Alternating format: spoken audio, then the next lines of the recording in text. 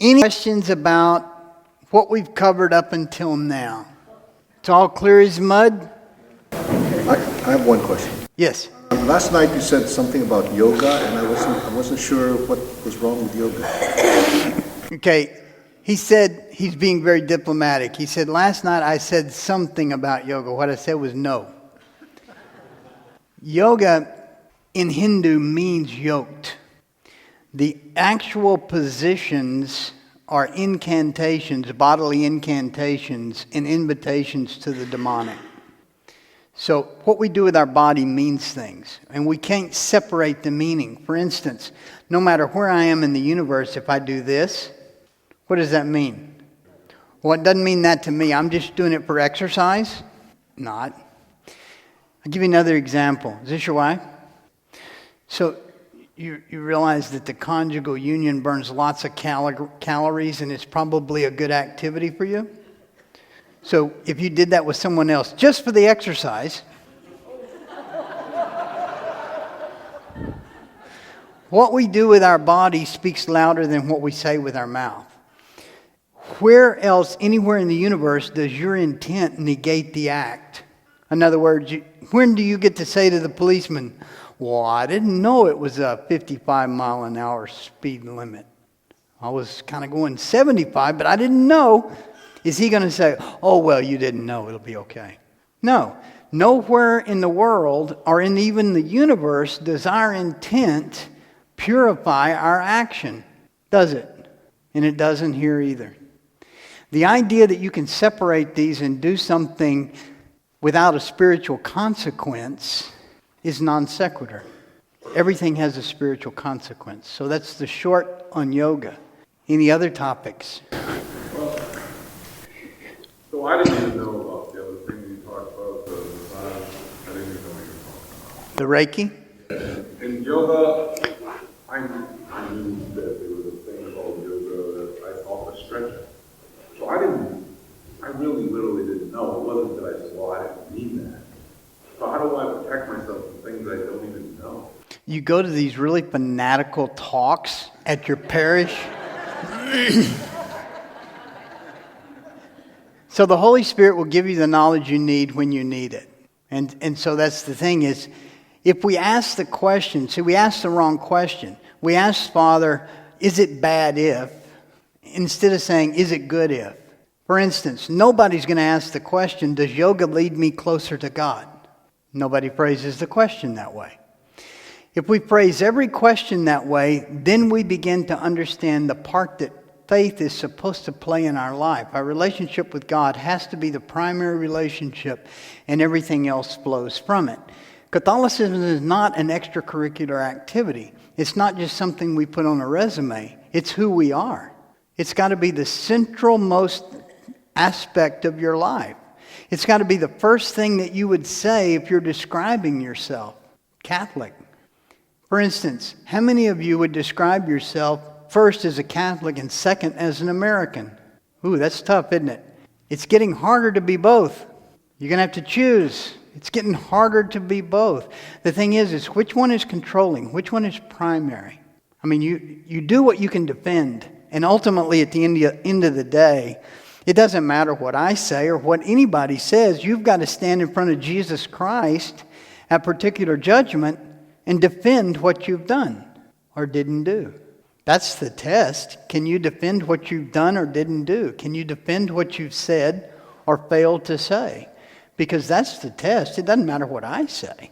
You're going to look at him in the eye, and he's going to judge, and you're going to defend what you've done.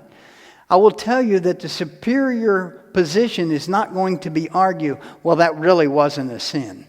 To the man who knows your heart and can read your soul, God who made you, you're going to stand there and look at him and say, yeah, but Susie said, or you don't know what so-and-so did to me. How is that argument going to work? I'm rehearsing my appearance in front of for particular judgment. It goes like this: mercy, mercy, mercy. Because if we approach it any other way, it's less than honest. So don't worry about what you don't know. Worry about what you do know. It's not what you know, it's how you know it. It's not what you know, it's how you know it. What is the purity of your intellect? What is the purity, the desire to be pure in front of God, blameless in front of God, and to ask of everything, does this lead me closer to God? Does this strengthen my relationship with God? That gets us to look beyond the foreground of the temporal. This life is a hologram. You know what a hologram is? It's a two-dimensional representation that appears to be three-dimensional. How many of you have stopped taking pictures of sunsets? You can't capture it. You can't feel the heat of the sun on you in a picture. You can't see the depth. You can't. And so the picture is a two-dimensional representation of a three-dimensional reality. We are so far removed from God that this is a three-dimensional representation of a multi-dimensional reality that we can only barely comprehend. Think of the things that are eternal. Sort toward the eternal. What is of value? What has eternal value? What keeps me from the eternal? Does that help? Excellent. Yes, ma'am. I do go to yoga. I don't know if I should confess that to the priest. I feel that I'm firmly grounded in my faith, and I do it for the stretching. But there are certain things I don't know why I'm doing, but I just put up with those extras that I don't go into it forcefully, like the whole namaste, But I did talk to an Indian today, a Hindu Indian, and she's the sweetest, loveliest, and I said, I don't like to go namaste. She says, that only means the light in you is the light in me. And I said, but Jesus is the way, the truth, and the light. And she says, oh yes, the light comes from God, and we have the same God, so she's trying to argue that with me. My question, though, is, should I choose to give up this yoga, which I'm not firmly comfortable in, how do I get that same breathing, the core, the whole, I don't want to be a couch potato. I don't want to just sit there and, praying, it doesn't work my physical, especially. I want to be strong physically. And what can I do in place of that will give me that same energy that I get from exercising with the yoga? I'm going to give you a tongue-in-cheek answer. Go to the nearest Marine recruiter and ask for the book on calisthenics. There's no spiritual element, I assure you. But the thing is yoga does not have the corner on exercise. What should Catholics do for exercise? I'm sorry? What should Catholics do for exercise? You can. That is not, Well, you can do everything but yoga. And so that's a pretty open thing right there. I mean, there's all kinds of stuff, but the thing about it is, look not with angst at what you can't do, look at what you can do. I mean, this is Eve saying, I can't go to that tree. And there's all the other trees in the garden. So remember the shift we talked about that happened along about 1960, which was that shift that says if it's not strictly prohibited, it is permissible. This is what makes doctrine sound so dull and clangy in our ears, is because we don't come to it with virtue. We want to raise our children that way because when they do something really stupid and we say, why'd you do that? Well, you didn't tell me I couldn't. Well, I didn't think that I had to tell you not to park Mom's car in the living room. No, you didn't tell me that. You told me lots of stuff, but you didn't tell me that. So it must be permissible, right? Do you see how it breaks down? Absent virtue, absent the desire to please God, absent the desire to please those in authority, absent the desire to do the most you can in your vocation for your spouse. What skews this is when Christ disappears from the center and we stop, our marriages and our vocations and our life stops being a monstrance with Christ in the center, and we replace that with us. When we do that, and it sounds real subtle, like, I need some me time, or I need a night out with the boys. Excuse me? It doesn't work that way. Can't work that way. It simply can't. Every breath you take, every move you make takes you closer to or further from God. And you may hear people say, well, I got a life. No, you don't. You've built a construct, you've built a self-image that's not sustainable because it's easily shattered. And so this is what the demon comes after. He looks for that fragility. He looks for the mouth that blesses and curses. He looks for the man that wears, or person that wears the indelible mark of Christ of baptism, but is operating outside of charity. That's what he's looking for. That's how you become a target. Anybody know anything about buzzards or vultures? They do eat dead stuff, but you know they start watching them before they die. Do you know that? Yeah. How do they know which ones to watch? They're weak. How do they know they're weak? They can't smell them yet. Their actions. They break pattern. When a horse stops walking like a horse, when a cow stops walking like a cow, when there's that weaving, when there's that loss of equilibrium, they're watching for the pattern break. The demon is watching for the pattern break in your life. You're always a nice person until the one neighbor says that thing to you. And so the demon says, oop, there's the neighbor, there's her. Start circling, let's see if this happens. Oop, there's a vulnerability. Because they're never going to come at you when you're strong. They're going to come at you when you're hungry, when you're tired, when you're compromised. You ever notice that? That's when they're going to come at you. They're opportunists, they're predators. And so they're going to watch for the pattern break. They're going to watch when you're isolated. They're going to watch when you've had that argument or allowed yourself to get drawn into that. And that little bit of isolation, that little bit of pattern break, now they're circling. Make sense? Okay, good. I'm glad you guys can see it. They don't share? They're greedy. They don't let the other birds eat. They want it all themselves, I think. Well, you very rarely see one. Where there's one, there's a bunch. It's like buzzards. But they fight among each other, I think. Well, yeah, there's no harmony among the demons. Yeah. You were saying when the demons went into the pigs, and then because they didn't want to be released into the air because they would be bound. Once they're bound for eternity. Depends on the demon. Remember, they're mission specific. And so their mission may recycle in time. It may not recycle in time. But all of that is up to Christ. They don't get to make that decision. So the numbers don't decrease, actually. No, they don't. And there's plenty to go around. Yes? What are these people who not great things? How can you tell the difference between just poor judgment and, demonic influence? Okay, say it again. Lots of people do things that are not great. How can someone tell the difference that this is coming from poor judgment or demonic influence? Okay, so if I'm hearing what you're saying, and I can paraphrase your question, you're asking me what's the difference between sin and stupid. Okay. There's no shortage of either one. We just need to be able to classify them, right? You want to know, is what I did sinful or stupid? Or both? Isn't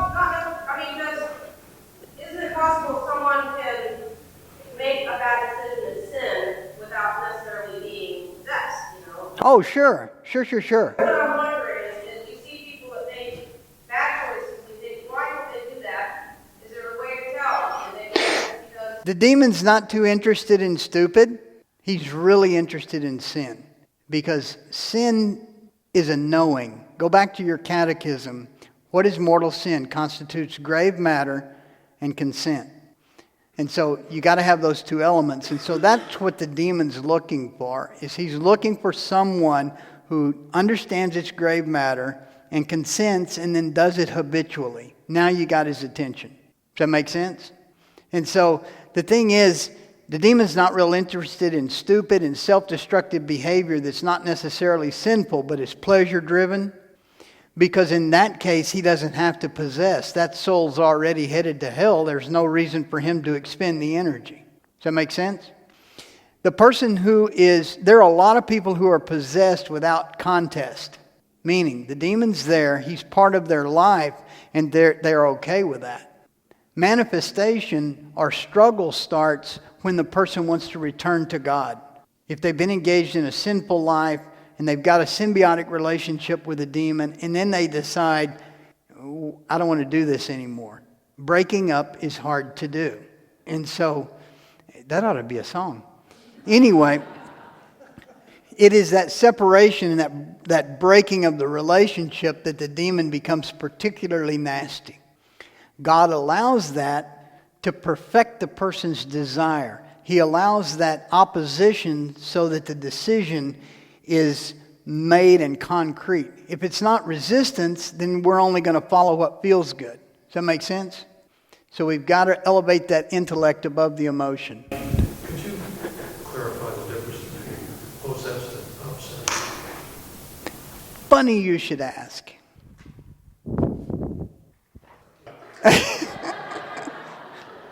I'll give you that 5 spot we talked about later. Thanks. We had one more question right behind you. Yes, sir. That's the sin stupid. Since we're all sinners, does that mean we all have demons? No. What it means is because we're all sinners, we are open to the demon in the same way that the Israelites were open to the seraph serpents when they grumbled. Remember? What we fall in, sin takes us. You can go back to your Baltimore Catechism and listen to the functional theology. When you sin, you are not in a state of grace.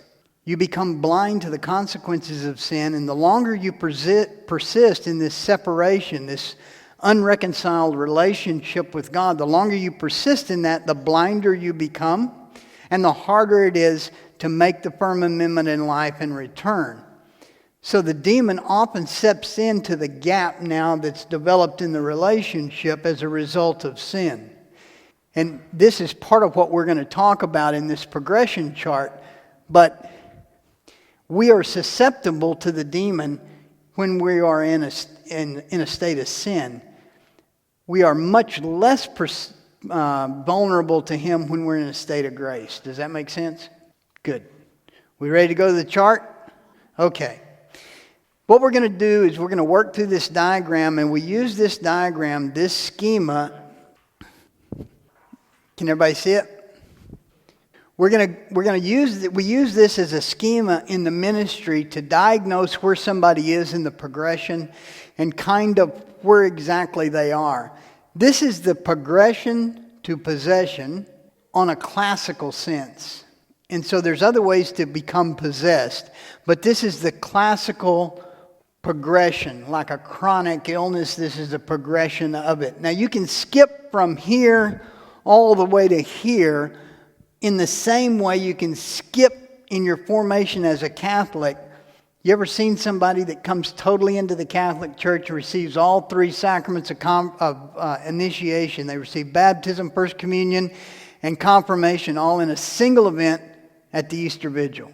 Okay? So they go from here to here in a good way. Remember that everything the demon does is a counterfeit of what we do. So it's possible to go through the satanic rites and rituals in a single event after preparation and become possessed. Very rare. And usually involves those with foreknowledge. Okay? Nobody accidentally becomes Catholic, right? Nobody says to you, well, I was messing around dabbling in Catholicism, and the next thing I knew I was praying like 6 rosaries a day. It got out of hand. You don't hear that story. Dabbling with Satanism is like dabbling with pregnancy. You either are or you are not. It's not a dabbling thing. Okay. What happens first of all typically is there is a wound. And the wound will either be spiritual and or physical. It will always have a spiritual connotation to it, such as the death of a loved one, death of a child, betrayal, whatever it is, there's a wound. And then there are 2 responses. They both will lead us the same way, but let's look at the 2 responses are apertus and clausus, are open and closed. For instance, if you are lacerated, cut in a big gash, that's an open or apertus wound. If you have a puncture, that's a clausus or closed wound because on the outside it may be a very small spot, but on the inside there's quite a bit of damage and it immediately starts to build pus. This thing will explode at some point and it'll be really, really nasty. So there's open and closed. What does this look like? In the open wound, they're going to show you their owie. They're going to tell you about it because it's right out there. This one is a false stoicism. I'm okay. No, really, I'm okay. Don't ask me again, I'm okay. And so it still goes through the same process, but with different expressions. Make sense? All right. The first section is called oppression. In oppression, there tends to be just a heaviness, a melancholy, if you will. Don't confuse it with depression. Clinical depression is different. Oppression is just this heaviness. And you keep cycling around to this same thought. But stage 1 of oppression is withdrawal. Now let me explain withdrawal. Is immediately when this wound happens, when this event happens, there is a shutting down.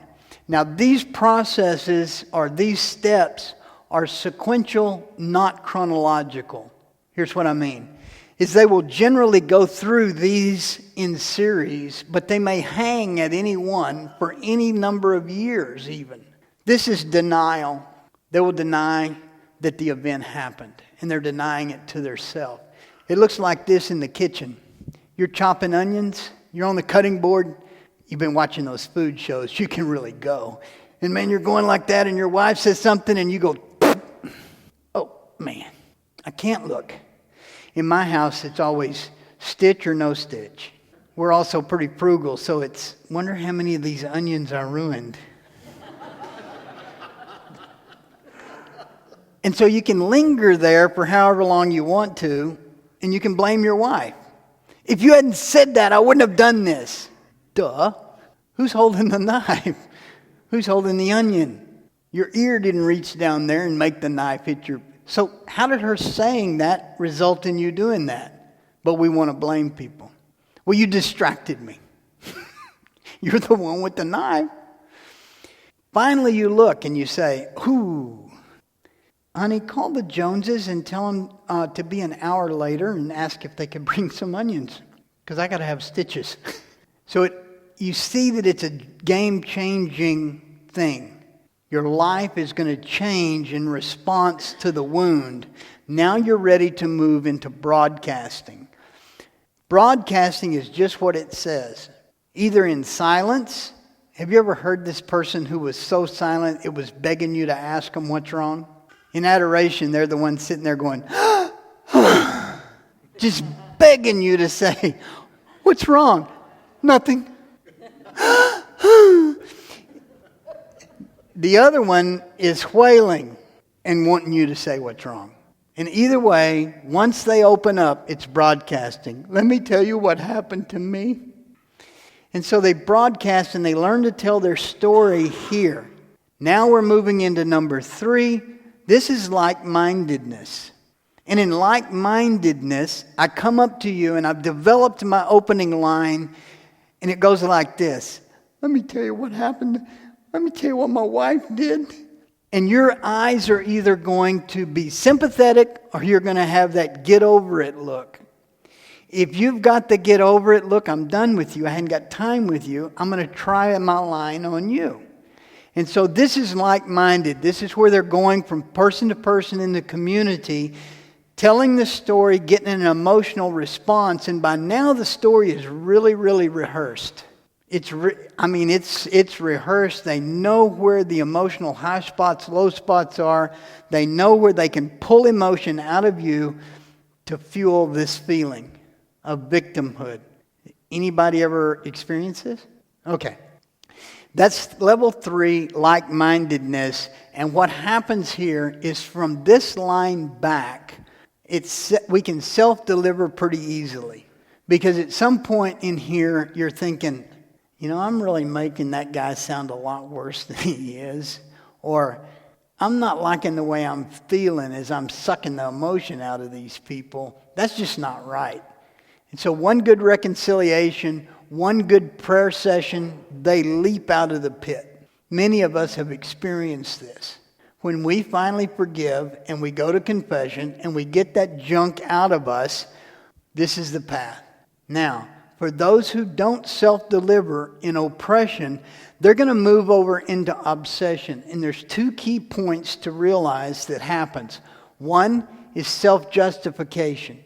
A key point of crossing that line into obsession is they are self-justified. Well, I feel this way, and I'm hanging on to this unforgiveness, and I'm hanging on to these uncharitable thoughts because I'm justified in it. Because what the person did to me is beyond forgiveness. Or I am justified in holding my anger against them. Now, what happens here on the low side of this is they start to develop inordinate attachments to things, to people. They start clinging to things. And so what happens, you remember we talked about the emotional memory interface? There will be a physical object, something that is either consumed, or there will be a physical object that reminds them of this event, and they will not give it up. It's a picture.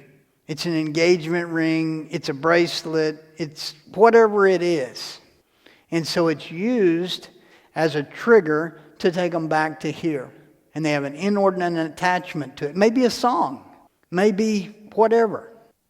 Once they're over into obsession, now they start to order their life to being a victim of this event, and they start to distance from God. Now remember that unforgiveness and soul ties are a big, big part of how the demon starts to be present. Let's talk for a minute about soul ties. Do you know what I mean when I say a soul tie? Dr. James Dobson coined this phrase, and it means largely the attachment made during illicit conjugal union. However, the Catholic concept is much broader and much older. In fact, we hear it from St. Paul when he says, bad company corrupts good morals. Remember that passage? Bad company corrupts good morals. And many of the early saints talked about holy alliance and unholy alliance.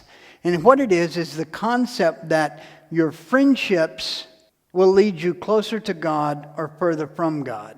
To conspire means to breathe together. It originally meant to pray together. It's got a criminal connotation now because the two conspire or agree to break a commandment. When you conspire and agree to break a commandment, to engage in criminal behavior, you've now made an unholy alliance or a soul tie. When you gossip, you make a soul tie, an unholy alliance. And the way it works is this. How many of you have that person, know that person that whenever they are coming, they've got that, I know something you don't know, smile. And you know you're going to hear it. And it's going to be uncharitable. And you're going to have to hear it. And it's going to get on you. And then you're going to have to repeat it. And you're drawn into gossip. You're drawn into that lack of charity. How many of us are strong enough to say, I don't want to hear it. I can't hear it. It's not good for you to say it, and it's not good for me to hear it. How many of us have that strength? It's difficult. It's really hard to do, and it's not a key to popularity, incidentally. Dale Carnegie has no chapter on this. The point is that all of our alliances, all of our friendships, even within family, take us closer to or further from God. How many of you went to daily mass today? What was the reading? Jesus says, I come not to unite, but to divide. What? That kumbaya Jesus guy? He said that. Yeah. And then he goes on to say to set father against son. What's he really saying there? Somewhere else he goes so far, this radical Jesus guy, goes so far as to say, if you don't hate your mother and father and prefer me, you can't follow me. Now, hate's the translation that simply means you have to order your relationship to where God or Jesus is the primacy. How many of us are allowing a child or a brother or a sister or a mother or a father or somebody to pull us out of right relationship with God? All of us. All of us do it. It is in that we are purified. It is in that Jesus is saying, choose, please choose. How many of you are driving around with the Deuteronomy 30:19 bumper sticker They seem to be pretty popular in this burg.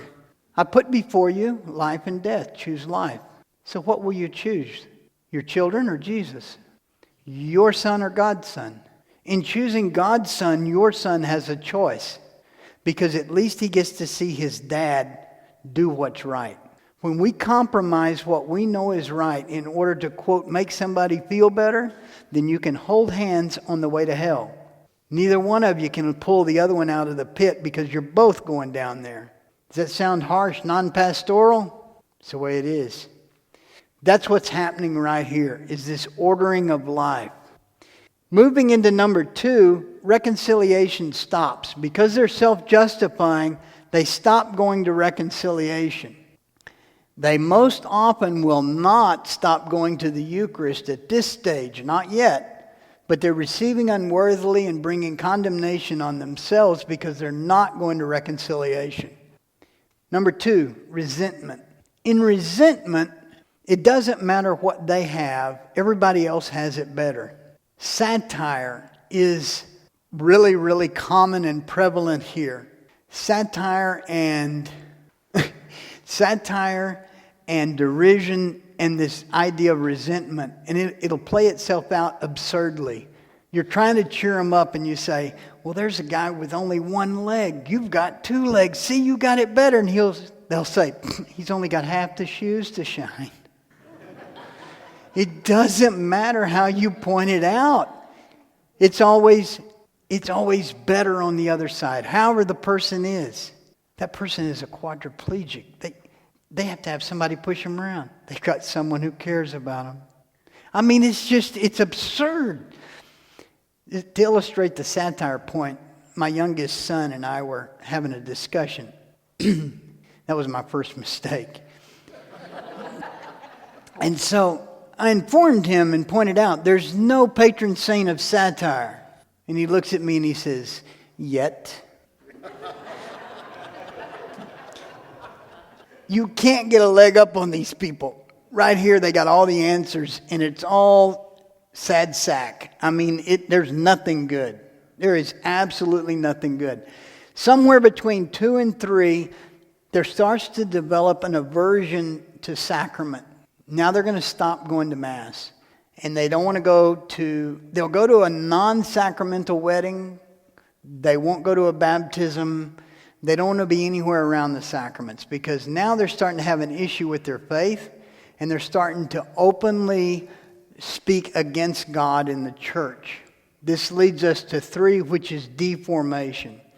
Now, also what happens here when they stop availing themselves of any sacraments, going to church, going to Mass, the emotional swings now start to oscillate in a slow and deep way. They never come all the way up to joy, but they move between melancholy and despair. Suicidal ideation is often a feature at this point. And in deformation, they actually start to deform their intellect in rejecting elements of the faith. They will often go to alternate religions. They will and when I mean that, I'm not meaning like they'll go from the Catholic Church to non-denominational. They'll do really wacky stuff like Buddhism, Judaism, where you actually reject Christ. But they're going to be drawn to a religious expression that denies Jesus Christ. So that's in deformation. They're turning away from the church in a very militant way. The turning away from the church into a Christian denomination with less rules and more feel-good is happening right here in this order life. But by here, they really got a problem with the church and they really got a problem with Jesus. Now we're going to move over into the line into possession. Now when you pray with this person, this is what it looks like. If they're in obsession 1, it will kind of sawtooth a little bit. They'll get a little bit better. It may last for 3 or 4 days, even a week, but then they're back down into it. They can't break the cycle. You're going to need some help. The further we get over here, the more up and down it gets. They'll get better for a few hours, and then they'll be right back in it. How many of you have had this experience? Okay. So once we move over into possession, now a couple of things happen. The prayer response, when you pray with someone who is possessed, it immediately gets worse. Meaning physically, the demon starts to exact revenge on the person. Beat them up mentally, sometimes physically, and psychologically. But the person will be getting a grace, which they'll keep coming back. For instance, why do you keep going to that physical therapist? Because she really hurts you when you go. You know it's helping you, right? Here they're getting a grace to work out of their intellect and make the intellect superior. The exorcism and the prayers are augmenting their will, which is I'm willing to do whatever it takes to be free, to get back in right relationship with God. Does that make sense? Okay. And then at some point they start to climb out. Now there's two types of possession that I want to talk about right here because they're non-classic, but they will present as if they were classic. They're the transient and the partial. Let's talk about the partial first. The partial possession is a possession where the demon hasn't fully taken possession 100% of the time. And so what the difference is this is a person who has usually made a trade, made a deal. They've entered into an agreement. And you've got a very narrow window of opportunity to get to this person. You've got a really narrow window of opportunity. Almost always, the secondary demon, there's always multiples, but secondary to the possessor here, almost always is a demon of suicide. So that once the person starts to seek help, the demon tries to convince them that it's beyond help, beyond despair, they've sold their soul, they might as well take their life. And so realize that is there. It's amazing what happens when suicide's one of those pattern breaks that draws the demon. Murder is one of those pattern breaks that draws the demon. This is one of the reasons there's a certainty of demonic presence at an abortuary. That is the place where they sacrifice children. The demon knows that, you know that, I know that. They really want to be there because that is a place that gives glory to Satan in that child sacrifice, and the demon's going to claim credit for it. So the demon there's certain places the demon's always going to be. The abortuary is one of them. Anytime someone starts contemplating suicide and making concrete movements toward that end, the demon's drawn to it, just like the buzzard. And he's going to egg them on for that. If he can manage them between despondency and absolute despair of a human that leads to suicidal ideation is elixir to a demon. They absolutely get drunk off of it. Because in that despair that leads to suicidal ideation, there is a total belief that they're beyond God's help, that they're beyond redemption, and that suicide is a logical answer for them. This will act as a familial and a generational spirit once it's loose in the family. It acts both as a familial and a generational spirit. So it's extremely dangerous once it's loose in a family. Okay? So that's the partial. I'll tell you a true story that illustrates both of these. There was a young woman that Central Kansas, and she left and she went to Hollywood. And her desire was to be a movie star.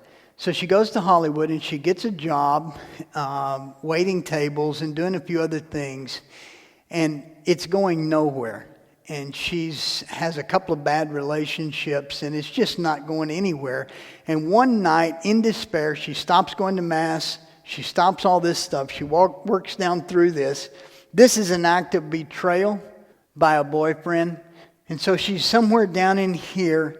And she's not going to Mass, she's not going to reconciliation or any of these things.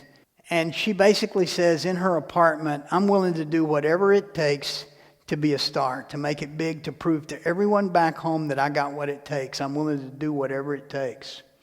And there's a shadowy figure that appears in the corner of her room, and they begin to have a dialogue. She makes an agreement. This is a true story. There are more of these out there than you know.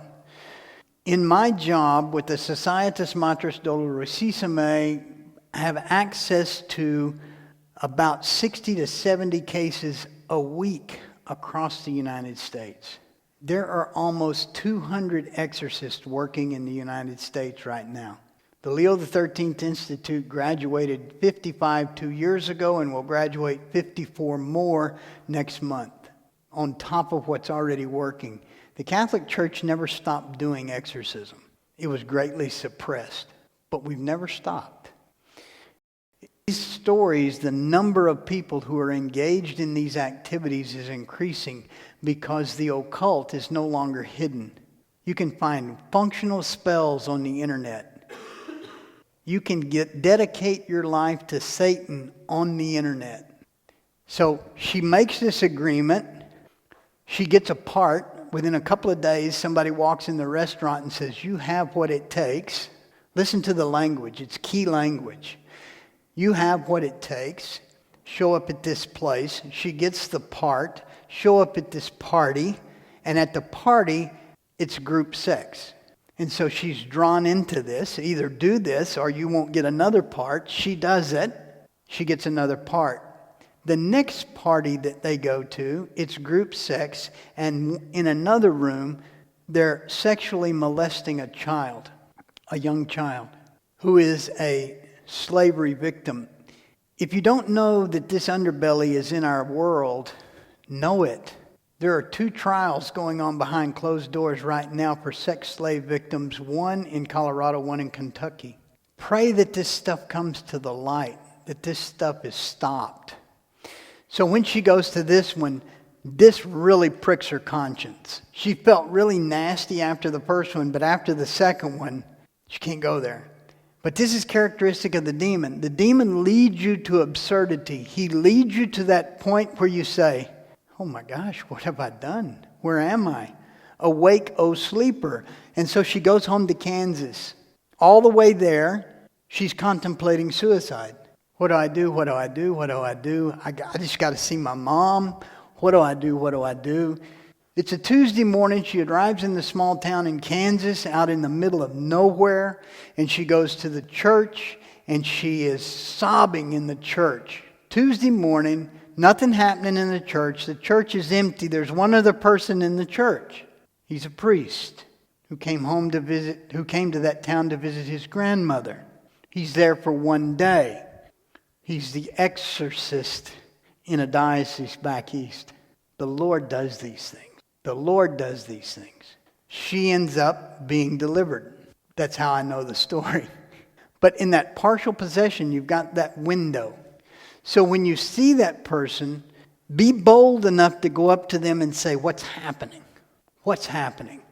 How can I help you? How can I get you a priest? What's happening?" When we come to these type of intercessions, it's often the 2nd, 3rd, or 4th act. This whole thing is already happening. The Holy Spirit's speaking to this soul and drawing it back to God. All of this is already happening. You really can't mess it up if you say something. The only way you can mess it up is to say nothing. Do you see what I mean? So you got this one moment where it's like a person being swept down the river. You can either stick out your hand or they're gone. Pray for them. Speak to them. How can I help you? What's happening in your life? The transient possession is the peanut allergy possession. How many people have a peanut allergy? There's only one really way to find that out. Eat a peanut. And you either got it or you don't.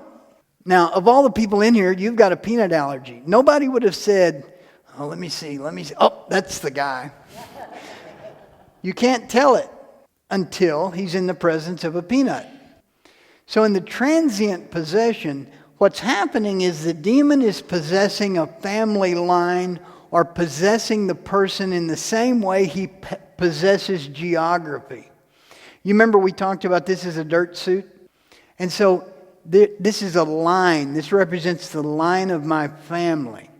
And so if there's a demon present to my family from way back by consecration or by dedication or by a formal pact, by a representation of my ancestor, then the demon has a right to be present to me interiorly up to 4 generations. Scripture. Book of Deuteronomy, also in 2 Samuel, it says, "For those who bless me, I will bless them. For those who curse me, I will curse them to the 3rd and 4th generation, says the Lord." Do you remember this? In the book of Samuel, when Saul defies the band and takes the things that he's supposed to destroy, God says, you're cursed to the third and fourth generation because you've taken these things. The good part is that if somebody breaks the curse, it ushers in 1,000 years of blessing. Now, people may say, well, that doesn't sound... I've been a Catholic all my life. I've never heard that. To where one person can break the curse in a whole line of people. How many of you are struggling with that and it's running through your mind? I've never heard that. How many? Is that not what he did? Generational sin, all of that is original sin. Jesus came and suffered for something he didn't do. So you have the opportunity, if this is in your family line, you have the opportunity to suffer all the pain of this, all the physical anguish and consequences of the curse in order to break it. If you offer it for the cleansing of the family line and what comes after you. Jesus' sacrifice did not liberate the people before him. Those that were liberated before he came had a covenant relationship with God. This is the part where he descended into hell and on the third day he rose and the saints go marching in. You know the story. Holy Saturday. But the thing is, his real work is for all of us who come after. And so when someone breaks one of these curses, and the demon's there by a curse or a consecration, an allowance by an ancestor for the demon to be present. Now, what kind of thing would you think comes to mind that someone would pledge their children and their grandchildren and their great-grandchildren to a demon? What kind of curse do you think that is? Masonry is a classic example. Freemasonry, Satanism, witchcraft, formalized Satanism, witchcraft, Rosicrucianism. Many of those disciplines, the person for power in this life, in this time, pledges their descendants. The pledging of descendants, the binding of descendants to an agreement that you can't satisfy is indicative of satanic, ritualistic relationship. You got any debts you can't pay that somebody's going to inherit? Classic example. But in Freemasonry, as they raise through the ranks of status and they trade status and power, they pledge descendants. Most every discipline of witchcraft around the world requires this. Witchcraft and Satanism. So that's a transient possession. What does it look like in a real story? Did I tell you guys the one about the seminarian who had the facial paralysis? Okay. This was in Pennsylvania. Case rectified a couple of years ago.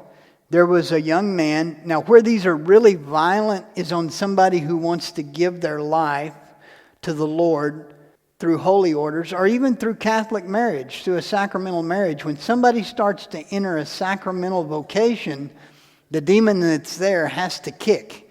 He can't stay quiet. He's got to be manifest. So in this particular case, this young man was nearing diaconate ordination to the transitional diaconate. Something happens when somebody's ordained to the transitional diaconate.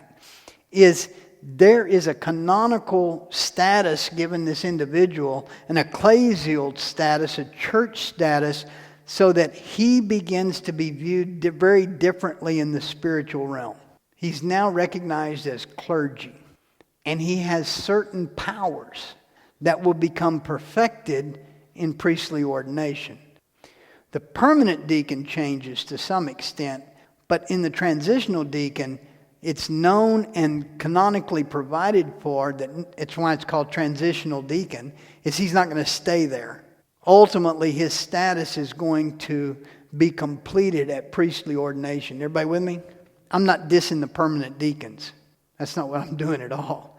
What I'm saying is, spiritually, this person is configured to the church differently than the permanent deacon because the perfection of it, the end of his ordination power, and change, ontological configuration to God only is manifest totally as he's made a priest.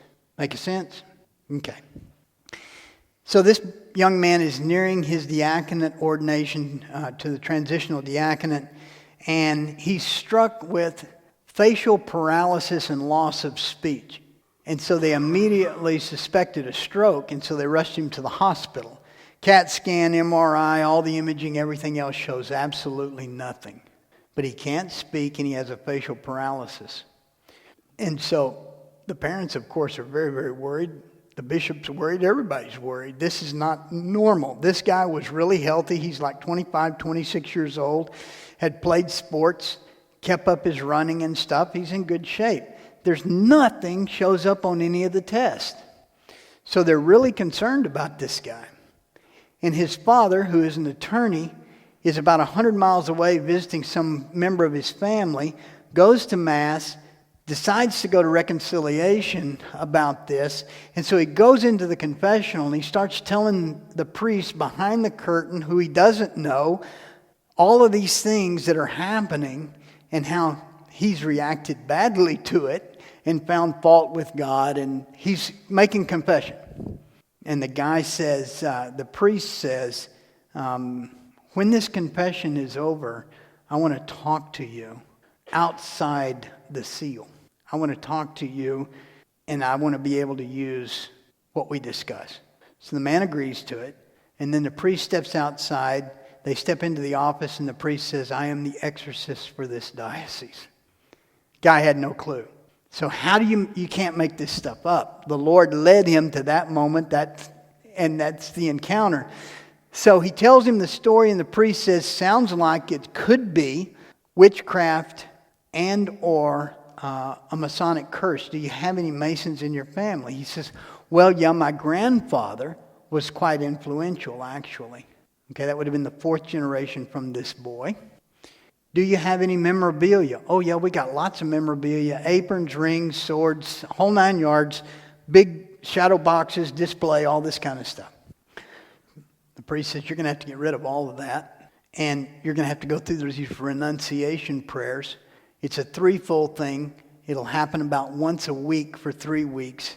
It may be physically painful for you, but it should break the curse with your boy because it follows the blood. Now, I skipped a part, so I got to back up. His dad goes home and tells the boy what the priest says. And the boy writes out, I don't believe in this. We weren't taught this in seminary. I don't believe the devil is real or any of these curses. This is God telling me I'm not supposed to be a priest. That's always the effect of the transient curse, is to discourage the vocation. Whether it's marriage, priesthood, religious life, whatever it is, it's to make the person think this is God's way of telling them you're not supposed to pursue vocation. It's amazing how often that thought is suggested along with the physical affliction. So, the dad goes through the prayers. First prayer, really painful. Second prayer, less so. Third prayer, he goes through it. He and the priest are finished, and he's about to drive back home. Cell phone rings. Wife says, all symptoms are gone. It happens just like that. Case after case after case after case. We've had where siblings reported in different parts of the country, their father goes through the prayers and all of them stop having symptoms. But it's amazing the number of people in the United States who are related, a number of Catholics who are related to a Mason, who are under this type of affliction. At least 8 to 10 religious sisters a year, and more than 10 young men in seminary. We've had them where they've gone from one seminary to another, to another, to another. They'll be there about 2 months, and then they'll be sick, like it's mold or something like that. They can't diagnose it. They leave the seminary, their health returns. Go to another seminary. Health again declines. Now here's the difference. Sometimes people get sick. I'm not telling you that everybody who goes to the seminary and gets sick, that's Freemasonry. That's not what I'm saying at all. But everyone who's been at a seminary, and Father will attest to this, even in his class, there is an inordinate amount of undiagnosed medical malady among young men in seminary. When you see it for that, it's amazing because all these guys get better when they leave. Now let's take the same set of guys, our peer group, and look at them in a state college. These guys are horses. They're never sick. They're never sick. That's probably one of the most robust populations in the country is the male student population at a state university. At a seminary, lots of undiagnosed sickness. So that's consistent with transient possession. Any questions on these two? Okay, so let's go into the next.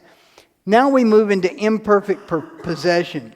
In imperfect possession, there is quite a conflict.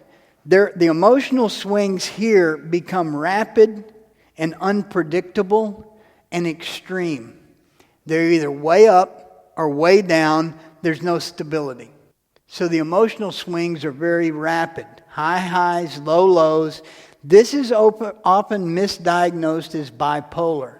Now let me clarify the statement. I am not saying that all bipolar is demonic, okay? I'm not saying that at all. Not at all. Good simple test. Does it respond to prayer? If it's demonic, it will respond to prayer. If it's psychological, it will respond to meds. The demon is very little affected by medicine, by pharmacology. And if he is, it's short term and he will adjust very quickly. So when I talk to psychologists and referring mental health professionals, my question is, I don't say, so you think this guy's possessed? I don't say that. I say, what have you diagnosed? Is it clinical? In other words, is his behavior consistent with the diagnosis? Or do you have these undiagnosable variants? And is he responding to medication? We haven't mentioned the demon, have we? So that's the talk with the psychologist. And so the red flags I'm listening for is, well, we can't seem to get a diagnosis that works because he's got behaviors that are defying diagnosis and he's not responding to meds. Medically, psychologically, and psychiatrically, the technology in the study is amazing.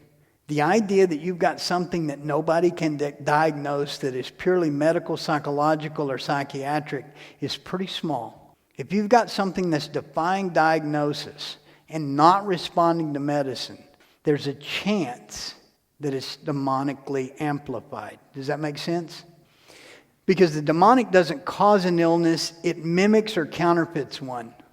Or it will take an existing illness and make it much bigger. Does that make sense? Remember, he can't create. He can counterfeit. He can mimic. And so in this imperfect possession, there are rapid swings. They're very unpredictable. You don't know what will set them off. You don't know what will calm them down. One day it's one thing. There's no consistency. And the person oftentimes here, one of the key markers here is they lose chunks of time.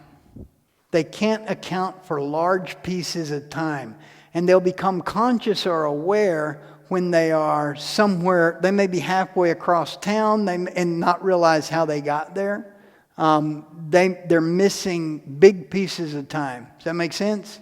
Now, I'm not talking about the guy who's preoccupied. I'm not talking about the lady who's got a lot on her mind and she pulls up to the store and goes, what am I doing here? Wait a minute. I must need groceries. That's not what I'm talking about. I'm talking about the person who literally has no concept of what they've done in the last hour, 2 hours, that kind of thing, or how they were moved around. Does that make sense? Okay. Interestingly enough, we had one case where the lady was right here. And so when we started praying for her, the demon started being very, very active right here, especially with the time chunks missing. And so she really hated to admit to it, but she said, look, I wake up dressed really weird, and I don't know how I did that. I come to and I'm dressed really, really weird. And so we couldn't, what does that mean, really weird? She had her husband's clothes on backwards. What's that all about? I don't know, but the demon was doing this to bring about such an embarrassment and such an idea of lack of control and such a outrageous behavior. But she would literally, have you ever tried to do that? I tried to do that after she told the story. I said, how do you do that? Put on a pair of pants backwards, button up the shirt, the whole deal. It's bizarre. But she was getting it done, and it was really messing with her head. And so when we figured that out, then that was something we could use against the demon. So now you move into isolation. In isolation, the person starts to withdraw. And they really start to sever relationships. And all the relationships, back here they're doing some severing. Here they're doing some recruiting. They're trying to get people to join them in this deformation. And they're somewhat reordering relationships. Right here, they're just cutting them. They're excluding everyone from their life that is not active in their activity, in that demonic activity, that self-destruction. All friendships become very usury right here. And there's a change in them. As we move over into perfect possession, a characteristic of perfect possession is flat affect. Do you know what I mean by flat affect? It is the voice and behavior of a sociopath. They'll look you square in the eye and say, I killed a little girl and I ate her. I mean, listen, it's chilling. They will tell you the most heinous, horrible, unimaginable things with absolutely no emotion. And they'll look you dead in the eye. Oftentimes you're going to encounter what I call the shark eye right in here. Anybody ever see this? It's a black eye that appears to be all pupil. It's the eye of a shark. It doesn't look human. And that's one of the manifestations of several of the demons here, is the demons looking through their eyes essentially at you as less than they are. And so that's what's happening here. Flat affect, and then we go into perfect possession. In perfect possession, you're not going to see this person. This is the Gerasene demoniac. The only way this person presents for exorcism is if there's a chance encounter with Jesus, a chance encounter with a priest. In order for this person to come to the attention of the church, it's going to be lots of heavy intercession on somebody's part, because this is usually a chance encounter. Because right here, they've totally removed themselves from society. Everybody with me? Make sense? Questions? Yes? You go back to the fellow that had paralysis and all that. Let's say when he was at that point, he's in the ambulance gets hit, he dies. What state is his soul at? Because you're saying... Excellent question. Trick question alert. Put on your Catholic cap, the one with the bill in the front and the back, because it's a detective question. Is liberation necessary for salvation? You mean to be free from the demon? Right. Is that necessary for salvation? I wouldn't think so. It's not. The demon can possess your flesh. He cannot possess your soul. And so a lot of people get hung up on that. Remember that whatever's happening, the Lord's allowing it, and He's allowing it for a salvific purpose. What is the Lord's will always and everywhere? Salvation. And so if it's happening, He's allowing it. And so have no despair. I would love to be able to tell that story. I would love to show up with St. Peter and he says, how do you get here? I was on my way to an exorcism. Think about it. What a great story. St. Peter says, hey, here's the guy. Come here. I think it's a great story. I think there's no reason to despair whatsoever. The demon would love to tell you that as long as he's around, you can't go to heaven. I don't buy it. Next. Can anybody say those prayers, and if so, where do we get those prayers? No. That negates the second question. The father said it. Yes. Get him to Father. No, I mean his father. The attorney said it with... He said him with the priest to break the curse. And you have to have a priest to lead you through those. Those prayers appear in public sources, but you really want a priest to lead you through them, because there's certain things, Father's trained and other priests are trained to pay attention to certain resistance points that are indicators of certain things in that you want to go deeper into. Does that make sense? I ordered some books. They didn't make it, but I ordered for you guys a whole bunch of books. The Order, the Society, Father Ripperger put together a group of Catholic prayers that are licensed and licit for the laity to pray. In your homes, in your families, and with each other. It's a small book of deliverance prayers for laity. They'll be coming within a few days. And so if you would like to purchase them, Father, I'll make them available. Yes, sir. You can talk about purposes of adoption or other adoption, genetics, that sort of thing. Okay, let's talk about adoption. Let's go at it 2 or 3 different ways. First way, suppose we're at a demonic convention and we're all demons. Okay? So put on your demon hat. It's got 2 little horns. So you put on your demon hat and we're trying to figure out how can we get one of us inside these Catholic households. They got holy water everywhere. They got that Epiphany blessing. They got all this stuff. Some of them are wearing veils to church. They're going to the traditional mass. They're doing all these nasty, stinking things, but we got to get inside those houses. How do we get one of us in there? Any ideas? Whoa, cool idea. He said adoption. You mean one of us could be like in a child and they'd actually carry us in there, huh? Happens a lot. Happens a lot. When you couple on top of that some other factors, I'm not telling you not to adopt. There's just ways to go about it. I'm not telling you not to adopt at all. Please adopt. Please raise these children. Exercise them before you bring them in the house. Bless your food before you bring it in the house. You pick a dog up at the pound, you're going to wash it before you bring it in the house. I know that's a crass comparison. But what I'm saying is, spiritually, you're responsible, especially to the other children that are in that house. Oftentimes, the children that are put up for adoption have physiological, psychiatric problems that are not visible. There's a lot of literature coming forward right now with regard to fetal drug and fetal alcohol syndrome about brain changes. These brains do not process the moral order the way a normal brain does. It doesn't mean that they can't be trained, that they can't be worked with, but physiologically there is a difference in the way that brain works. It was formed in utero in the presence of drugs and or alcohol that inhibited some neurological connections and structures. So you want to know, we've got a case in the Archdiocese of Denver right now. The boy's 9 years old. His behavior is absolutely abhorrent. His mom was a meth addict. This boy simply cannot work with the moral order. And his manipulation faculty is through the roof. He's pleasure-driven by his appetites, and so there is a physiological disordering of intellect, will, and emotion.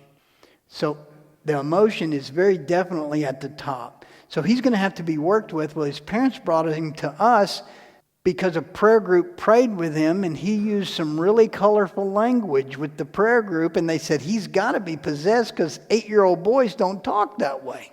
But there was no preternatural sign. There was no supernatural sign. There was no indication of the demonic. And so this is really tough for these parents to come to grip with because they've got a boy in a house with little girls who knows no boundaries, who knows no restraint, no moral order. There's no conscience to be pricked. That's one of the things on these brains that are formed this way is there's simply not a conscience. There's not a floor at which he will become disgusted with his own behavior. And there's no demon there. In the case of the demonic, you've got a lot of kids who are ritualistically conceived. Satanic ritual involves certain orgies and copulations on certain days for the purpose of siring or bringing into being both victims and sacrificers. Satanic priests and priestesses as well as the victims that they will sacrifice. And so children that are conceived in that, they're conceived purposely for the purpose of being possessed. In the same way that the righteous conjugal act calls down a soul to a conception that will give glory to God and bear witness to the joy of the marriage, they're doing that in direct profanation of what we're doing on the righteous side, because they feel the need to answer for everything we're doing that brings grace into the world. They're trying to bring evil into the world. When you see the satanic calendar, it sets up exactly opposite the Catholic liturgical calendar. Their days of human sacrifice are our high holy days. They're directly opposite the Nativity. All the Marian feasts, they have a celebration that goes against that. Anything that celebrates virginity and purity, they'll have an orgy. And then they superimpose the lunar calendar on top of that. That's a whole different subject. We could spend days on that, the way that's overlayered. The point that I was making, and the man asked the question about adoption and how this stuff comes in. The old rite, the exorcism prayers that were present to the baptism in the old rite are quite effective. The scrutiny prayers are quite effective. One of the problems that we have is modernly, well, let me talk about before. Historically, when someone was adopted, two things happened that we no longer do. One was there was an absolute cessation of contact by any of the natural parents. That is key. The other one is that when that person was adopted, their parents were listed on the sacramentary record. And then the spiritual authority in adoption was made complete in the adoptive parents. In other words, if you knew who the parents were, you had to list them. The adoptive parents, when they provide the sacraments for these children, they become the spiritual authority. The sooner that's done to birth, the better off. We've got a lot of instances where kids are not coming out of foster care until 5, 6, 7 years old. You got a real problem because that's the age of reason. You can't baptize this child. He's got to ask for it. I mean, you guys know the rules. You're Catholic. And once somebody reaches the age of reason, you can't dunk them against their will. We get 3 or 4 cases a year where these people are in their 30s and they're saying, I'm not baptized. I reject it. I told them I didn't want to be baptized then. They told me I had to be. Do you see? This is not valid. And so the demon is always going to challenge the validity and the licitness of the sacrament. But we've got ways to address it. Just be sure you do. Don't presume that it's going to work to your favor. Does that make sense? Does that answer your question with regard to adoption? Yes, so how about the breaking the curse? First generations. Okay, if it follows the blood down to this kid, he's going to bring it into the family. It won't affect the family other than how their relationship is to a possessed individual. But if you've ever watched this happen, the possessed individual fractures the family because the family doesn't respond together. This is one of the first things that we tell parents when they bring us an adopted child. What do you want to do? Are you willing to do whatever it takes and keep this child? Because if you want to send this child back to the state, now is the time you need to do it. And both of you have to agree. Sounds harsh and non-pastoral, doesn't it? Well, if one of these parents embarks upon exorcism and deliverance with this child less than fully in there, it will destroy the marriage. How many of you have seen an adopted child just totally blow a family up? You see it over and over again, especially when they don't agree on discipline, when this child doesn't act like all the rest of them. So you really got to have everything together and in harmony between the mother and the father before you do it. Then do all of it right, procedurally. You still may have some problems, but you're going to cut down a lot of the demonic influence. Yes? I saw this on TV recently. In 1984, a couple adopted 3 children. I'm not going to go through the whole story, but the middle child killed both of them. These kids had been in 6 two of them had been in 6 foster homes prior to that. And they were very strict parents on them as Catholics. You know, on TV they make it sound like the victims were the parents almost, because they were, you know, they would get into stuff. They were very strict on them being Catholic. But he brutally stabbed his mother and father and threw her out in the snow. This happened in Maryland. We've got more cases than you know where it comes right up to that point. And you're asking the parents, like in this case, this boy's 9 years old. Well, the one's 9, the one's 7, 2 different households. But both of them have little girls. The little girls are the target. And the trifecta on this for the demon is to defile the little girls, kill the mom and dad, and draw a priest into it if you can. So everything is totally blown apart. Yes, sir. Autism cannot be as a result of a possession. False autism may be a manifestation of a transient possession, but it will come and go. True autism is like many things. It's not caused by the demon, but it will be used by the demon. Does that make sense? We get several calls a year on Down syndrome children, children with autism, and others who are in mental deficiency of varying degrees who are acting in such a way as if they were demonically possessed. What we found on every case is the following. The person of diminished mental capacity is not possessed, but they're reacting to a spirit. They're the canary in the coal mine. Do you know that imagery? They used to put canaries in the coal mine so that when carbon monoxide levels would go up, the canaries would pass out and fall over. So as soon as you saw the canary go down, you better grab him and leave. Don't hang around, because that's the indicator that the air is getting bad. Well, these mentally diminished individuals are much more spiritually sensitive than we are. And so anymore, we've gotten to where we immediately ask people, are they innocent? And the mother and dad will know exactly what I'm talking about. Because they either have the ability to lie and be deceptive or they don't. If they're innocent and they're behaving this way, then their mental faculty keeps them below the age of reason, and they're simply reacting to a demonic presence. The demon is not going to possess them. The Lord protects them in that. And so then we ask, what's changed in the house? The latest one of these is one I answered on email this morning. What's changed in the house? Well, really nothing. Yeah, something's changed. Because these kids, if you've ever been around them, they are extremely sensitive. If you and your husband are at the least little bit of odds, they're going to pick it up. You think you can hide it, but no. They are reading subtleties and they're seeing things that you're not seeing. It's not mystical. It's just that they are so spiritually in tune to the house and how it runs and what's going on. Well, the mom finally came clean. There was an aunt, her sister, that she had allowed to move back into the house, and she was staying in the basement. She just happened to be a Wiccan. Kids picking up on it. So she's going to have to go. Or this boy's behavior is going to continue to degrade. I hope that helps answer your question. Autism is caused oftentimes and is traceable to some other things. And I don't want to go off in there because I don't have the knowledge base from which to talk about the medical aspect of autism.